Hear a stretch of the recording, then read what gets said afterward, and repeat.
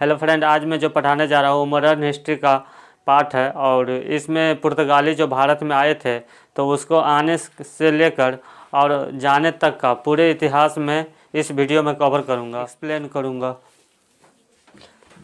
आज का टॉपिक है मेरा भारत के लिए समुद्री मार्ग की खोज एवं पुर्तगालियों का आगमन और भारत में विस्तार। इस वीडियो में मैंने ये पूरे बताने जा रहा हूँ कि भारत में समुद्री मार्ग की खोज हुआ था पुर्तगालियों के द्वारा और उसका आगमन हुआ था भारत में, और भारत में भी उसका विस्तार हुआ था। कितना विस्तार हुआ था उस सभी को बारे में आज इस वीडियो में जानूंगा। सबसे पहले 1488 ईस्वी में पुर्तगाली नाविक ने आया था जो भारत नहीं आ पाया था। वो क्या हुआ था, अफ्रीका ईस्वी में केप ऑफ गुड को खोज किया और जिसका नाम था बार्थोलोमी डियाज था। ये भारत नहीं आ पाया था परंतु इस जगह का खोज कर चुका था। तो 17 मई 1498 ईस्वी में वास्को डिगामा नामक एक पुर्तगाली ने अफ्रीका से भारत अब्दुल माजिद के साथ कालीकट पहुंचा। ये अब्दुल माजिद था, यही वास्को डिगामा को मदद किया था भारत आने के लिए। स्थानीय शासक जामोरिन जब ये भारत आया था तो कालीकट में बंदरगाह था, उस बंदरगाह पे आया था तो वहाँ का राजा था जामोरिन। जामोरिन ने उसे भव्य स्वागत किया था और उसने वास्को डिगामा को अपने शासनिक क्षेत्र में उसे व्यापार करने के लिए अधिकार दिया। भारत में वो मसाले का व्यापार करने आया था, जिसने वह 3 मंथ रहा था भारत में। उसके बाद वह यूरोप चला गया और वहाँ जाने के बाद जब वो सामान को बेचा गया तो उसको 60 गुना मुनाफा कमाया। उसके बाद भारत में 1500 ईस्वी में पेड्रो अल्वारेज कैब्रल ने जो ब्राज़ील का खोज किया था, वो और बार्थोलोम्पो डियाज ने दोनों मिलकर भारत में वो 13 जहाज था और 1200 लोगों के साथ भारत पहुंचा।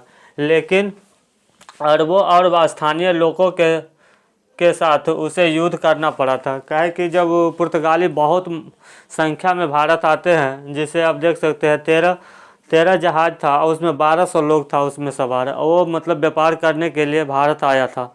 परंतु उस कारण क्या हुआ था, जो स्थानीय लोग था उसको लगा कि इतना संख्या में हमारे देश में ये लोग आ रहे हैं और वहाँ पे व्यापार जो अरब का व्यापार भी था वो लोग भी कड़ी विरोध किया था। विरोध के कारण वहाँ पे क्या हुआ, जिसमें भयानक युद्ध हुआ।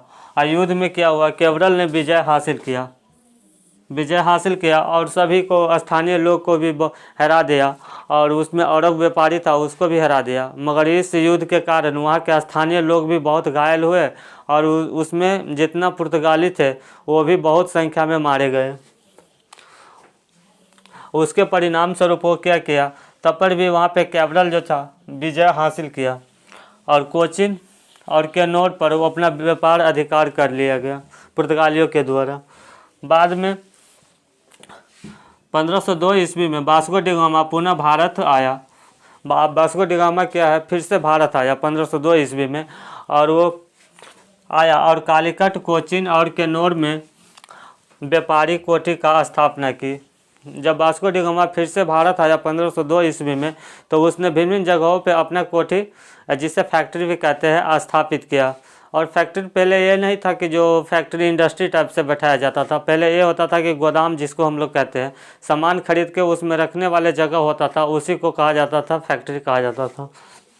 तो वास्को डिगामा आया था कालीकट, कोचिन और केनोर में अपना फैक्ट्री एस्टैब्लिश किया।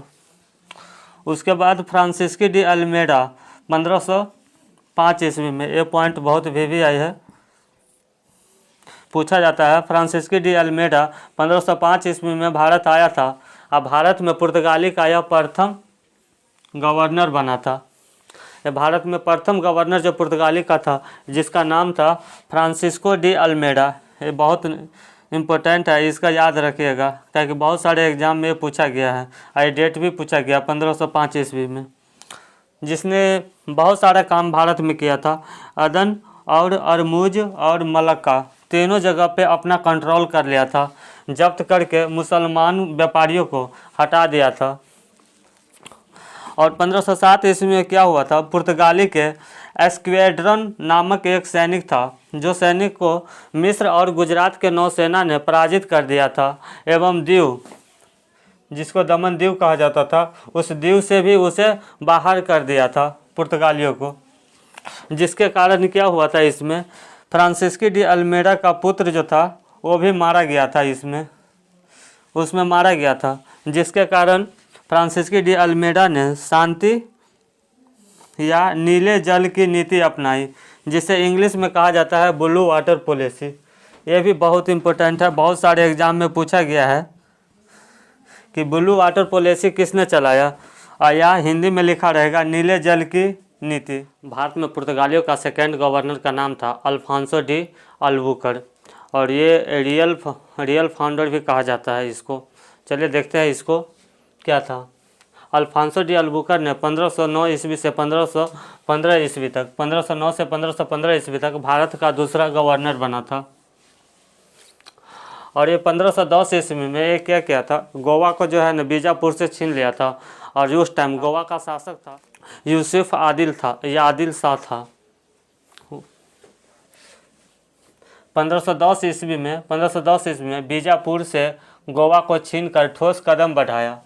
और गोवा क्यों इम्पोर्टेंट था उस टाइम, क्योंकि गोवा एक प्राकृतिक नेचुरल बंदरगाह था, इसीलिए सबसे पहले वो गोवा को कैप्चर करना चाहता था। और जब उसके पास गोवा हो गया तो वहाँ पे उसका सामान सब लाने के लिए एक बंदरगाह उसको अपने पास हो गया था। इसीलिए उस टाइम यूसुफ आदिल शाह से उसने गोवा को छीन लिया। और उस टाइम अल्फांसो डी अल्बुकर को वास्तविक संस्थापक के रूप में जाना जाता था, क्योंकि उससे पहले का गवर्नर था जो उतना ज़्यादा शक्तिशाली नहीं था, मगर उसके बाद में जब अल्फांसो डी अल्बुकर भारत में आया था सेकंड गवर्नर के रूप में, तो ये बहुत सारे चीज़ भारत में सुधार करने का कोशिश किया था। इसीलिए इसे कहा जाता है, वास्तविक संस्थापक के रूप में भी इसे जाना जाता है। और इसने क्या किया था, एक विवाह नीति अपनाया था।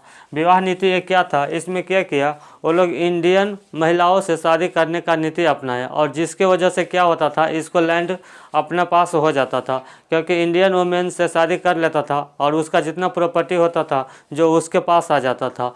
और एक भी ये भी कारण था, जो शादी करने के बाद होता था क्या, जैसे हिंदू महिला हो तो हिंदू महिला को इसे क्रिश्चियन में कन्वर्ट होना पड़ता था। और उसके वजह से उसने क्रिश्चियन मिशनरी को भी यहाँ पे अलाउ किया, और उसके बाद यहाँ पे हिंदू धर्मों को ईसाई में कन्वर्ट करने का प्रयास किया था। उसी को विवाह नीति कहा जाता है। और इसने क्या किया था, नौसैनिक जिसे नेवी कहते हैं, इस पे भी बहुत ध्यान दिया था, क्योंकि इसके वजह से जो समुद्र में जो एक्टिविटी होता था उस पे पूरी तरह से कंट्रोल करने में कामयाबी होता था। इसीलिए उसने नौसेना को बहुत से शक्ति प्रदान किया और बहुत शक्तिशाली बनाया था। इसीलिए कहा जाता है अल्फांसो डी अल्बुकर के टाइम में नौसेना की शक्ति बहुत ज़्यादा हो गया था। उसके बाद थर्ड गवर्नर आया था, जिसका नाम था नीनो डी कुन्हा, जो 1529 से लेकर 1538 तक रहा था भारत में। ये सबसे पहला काम इसने ये किया था कि जो गोवा जो अल्फांसो डी अल्बुकर के द्वारा लिया गया था, उसको क्या किया, ये कोची से अपना राजधानी 1530 ईस्वी में वो अपनी राजधानी को मुख्यालय भी कहा जाता था, को कोची से गोवा शिफ्ट कर दिया गया। यहाँ से वो अपना राजधानी को कोचिन से गोवा ले गया, क्योंकि गोवा ले जाने का कारण यही था क्या कि यहाँ पे एक नेचुरल बंदरगाह था, और यहाँ पे क्या होता था, डायरेक्ट जो समुद्र मार्ग से सामान आता था वो यहाँ पे डायरेक्ट रखने की सुविधा हो जाए, इसीलिए कोची से गोवा शिफ्ट कर लिया गया। और दूसरा काम ये किया था नीनो डी कुन्हा 1534 में बेसिन द्वीप और दीव गुजरात के शासक बहादुर शाह से उसने ये बेसिन और दीव ले लिया था 1534 ईस्वी में। और ये क्वेश्चन यूपीएससी में इसी बार पूछा गया था कि दीव और बेसिन को किससे लिया गया था, ये बहादुर शाह द्वितीय उसमें ऑप्शन सही था। और नोट में कुछ वर्ड है इसमें, जैसे भारत में तंबाकू की कृषि का शुरुआत किसने किया था, तो पुर्तगाली हो जाएगा। तंबाकू की खेती पुर्तगाली ने ही भारत में शुरुआत किया था। और 1556 ईस्वी में प्रथम प्रिंटिंग प्रेस भारत में स्थापना हुआ था, यह पुर्तगाली के द्वारा ही हुआ था। तो दोस्तों ये जितना पुर्तगाली के द्वारा भारत में किया गया था वो सभी मैंने इस पूरे वीडियो में कंप्लीट किया हूँ।